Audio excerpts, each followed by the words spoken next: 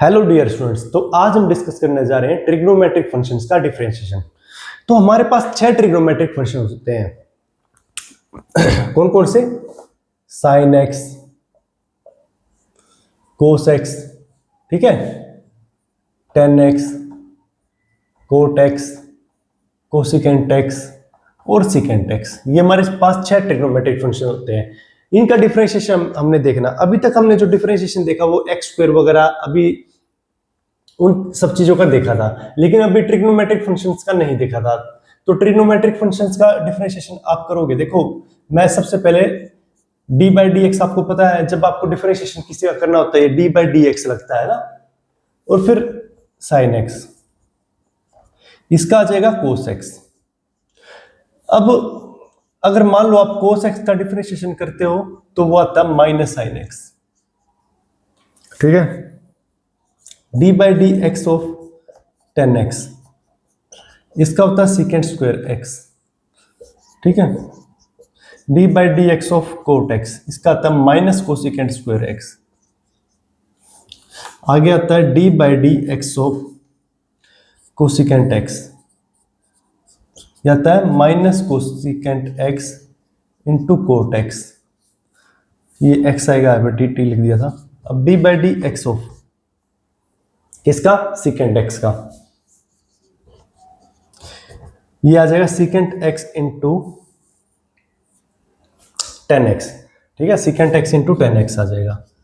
तो अब आप इसमें देख पा रहे हो, देखो मैंने कुछों के आगे तो नेगेटिव साइन लगाया, कुछों के आगे नहीं लगाया नेगेटिव साइन। देखो आप इसको किस तरीके से याद रख सकते हो, ये आइडेंटिटीज है, ये आपको याद रखनी पड़ेगी। जो जिनके आगे जो डिफरेंशिएशन है, जिनमें सी आ रहा है, मतलब देखो जैसे कोस एक्स है, कोसिकेंट एक्स है, कोट एक्स है, उनका नेगेटिव डिफरेंशिएशन आ जाएगा, मतलब उनकी जो आंसर आएगा डिफरेंशिएशन होके वो नेगेटिव में आएगा।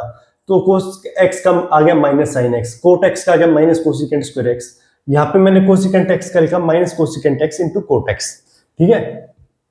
ये डिफरेंशिएशन है 6 ट्रिग्नोमेट्रिक आइडेंटिटीज का। अभी हम देखते हैं इससे अगला जो देखते हैं पार्ट में, इसी पार्ट में लोगरिथमिक एक्स और एक्सपोनेंशियल वगैरह का डिफरेंशिएशन हम कैसे करते हैं वो देखते हैं।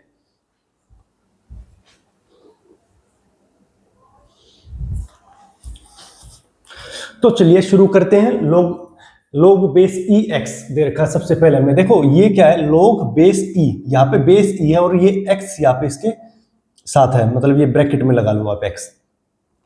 तो इसको सबसे पहले हम इसको थोड़ा सा लिखते हैं। देखो लोग बेस ई और एक्स दे रखा है, तो इसको लोग एक्स बाय लोग ई लिख सकते हो आप इसको। इसका फॉर्मूला होता है जब भी कोई भी चीज बेस में हो तो वो डिवाइड बाय हो जाती है, ठीक है। अब इसका डिफरेंशिएशन करते हैं, d y by d x. तो लोग ई क्या है, देखो ई तो मतलब एक कांस्टेंट है, ठीक है। अब ई कांस्टेंट है तो इसको मैं लोग ई को अलग लिख लेता हूं और D by d x of लोग एक्स कर देता हूं, ठीक है। अब ये लोग ई क्या होता है, ये 1 होता है, और ये लोग एक्स का डिफरेंशिएशन क्या आ जाएगा, देखो लोगरिथमिक एक्स का डिफरेंशिएशन जो आएगा वो 1 बाई एक्स आएगा, ये इसकी आइडेंटिटी होती है, ठीक है। तो इसका आंसर आ गया 1 इंटू 1 बाई एक्स, ये 1 बाई एक्स इसका आंसर सोल्व होके आ जाता है।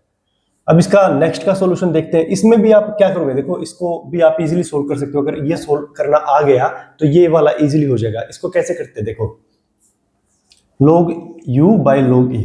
अब की बार जो u हमने डायरेक्ट x ना लिख के इसको u लिख दिया। u क्या है, u is a function of x, ठीक है। हमने ऐसा कुछ किया है ना कि कोई u हमने वेरिएबल मानना है जो कि फंक्शन ऑफ x है, हमने पीछे भी किया है ऐसा क्वेश्चन। तो इसको करेंगे dy बाय dx। अब log e क्या है, ये बाहर आ जाएगा, d by dx of log u,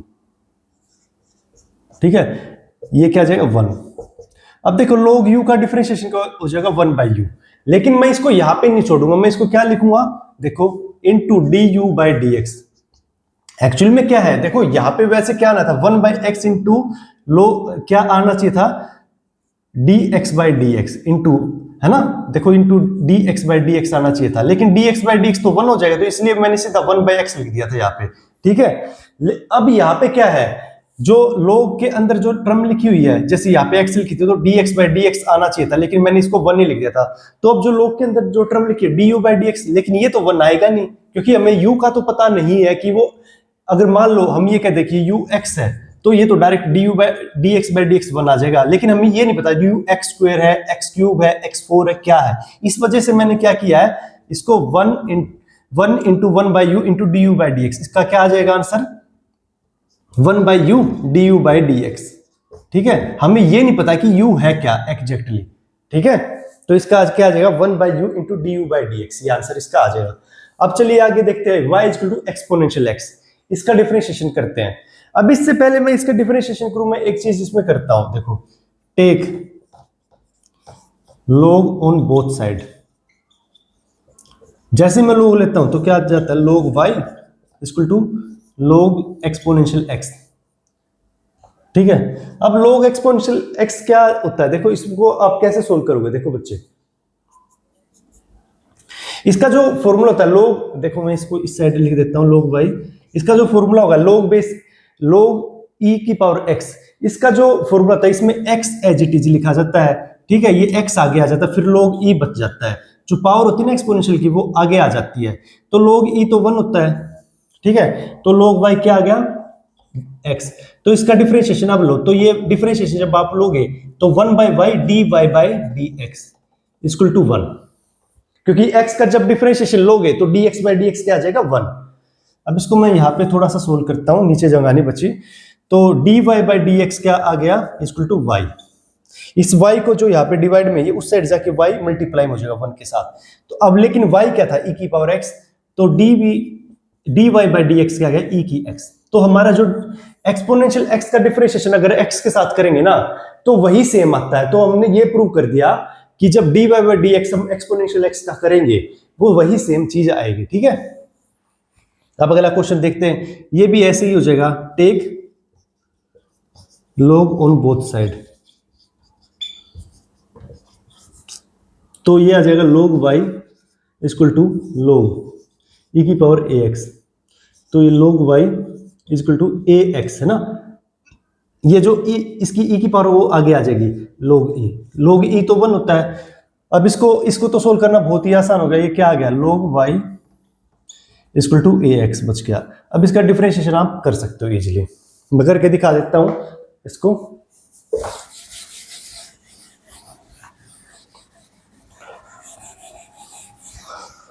log y क्या लिखा है, a की पावर ax, या log y क्या है, ax, log y equal to ax। तो इसको डिफरेंशिएट करोगे, differentiate with respect to x, तो यह क्या जाएगा, 1/y और dy/dx।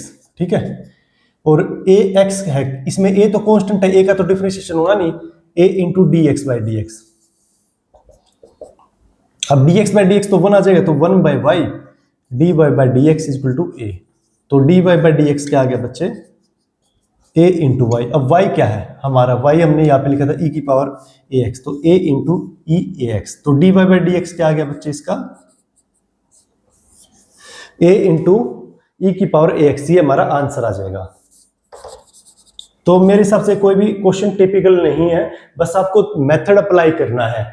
ठीक है, चलो आगे वाले पार्ट में हम क्या करते हैं, कुछ क्वेश्चंस करते हैं इन सब चीजों से रिलेटेड, जितने भी फॉर्मूलाज वगैरह वो आपके कंप्लीट हो चुके हैं।